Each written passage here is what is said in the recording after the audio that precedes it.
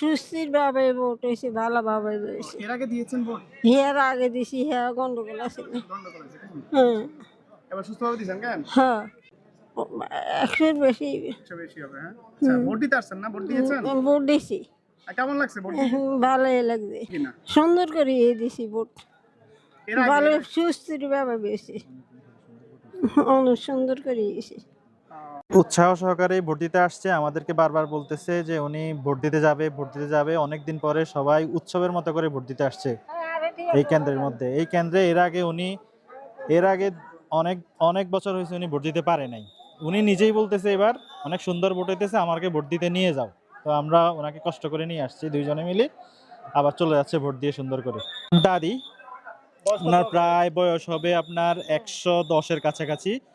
তো উনি, আপনার নাম কি? আমার নাম হচ্ছে আব্দুল কাদের, ওনার নাম কি? ওনার নাম হচ্ছে খদিজা বেগম।